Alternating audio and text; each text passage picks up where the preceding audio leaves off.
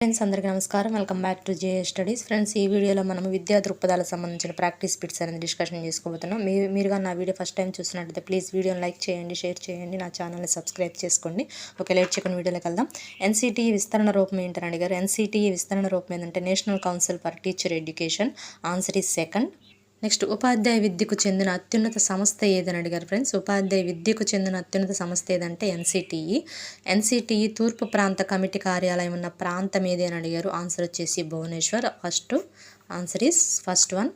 NCTE తూర్పు ప్రాంత committee పరిధిలోకి రాని ప్రాంతం ఏదని అడిగారు. ఫ్రెండ్స్, రాని ప్రాంతం అని అడిగారు. ఒడిశా, పశ్చిమ బెంగాల్, నాగాలాండ్, హర్యానా. సో రాని ప్రాంతం కాబట్టి హర్యానా ఆన్సర్. నెక్స్ట్, ఎన్సిటిఈ ఉత్తర ప్రాంత కమిటీ కార్యాలయం ప్రాంతం లేదా ఊరు అని అడిగారు. ఫ్రెండ్స్, ఆన్సర్ వచ్చేసి Jaipur. Second one answer. Next, NCTE ఉత్తర ప్రాంత కమిటీ కార్యాలయం పరిధిలోకి లేనిది ఏంటి అని అడిగారు. ఫ్రెండ్స్, గమనించండి, లేనిది అడిగారు.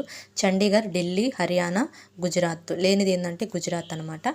ఎన్సిటిఈ దక్షిణ ప్రాంత కమిటీ కార్యాలయం ఉన్న ప్రాంతం లేదా ఊరు అడిగారు. ఇక్కడ గమనించండి, ఉత్తర ప్రాంతమా దక్షిణ ప్రాంతం అని అడుగుతున్నారు. గమనించండి ఫ్రెండ్స్, చూసుకోండి, సరిగ్గా చూసుకొని బిట్ అనేది చదివి బాగా ఆన్సర్ చేయండి. సో ఎన్సిటిఈ దక్షిణ ప్రాంతం అడిగారు కాబట్టి ఆన్సర్ వచ్చేసి ఫస్ట్ వన్ బెంగళూరు. నెక్స్ట్, ఉపాధ్యాయ విద్యా కళాశాలను ఏర్పాటుకు అనుమతినిచ్చే సంస్థ ఏది? ఈ ఉపాధ్యాయ విద్యా కళాశాల ఏర్పాటు చేయాలంటే అనుమతి ఇచ్చే సంస్థ ఏదని అడిగారు. ఫ్రెండ్స్, గమనించండి, సంస్థ ఏదంటే ఎన్సిటిఈ అనమాట. నా వీడియో కానీ మీకు నచ్చినట్లయితే please like and share, subscribe. Thank you.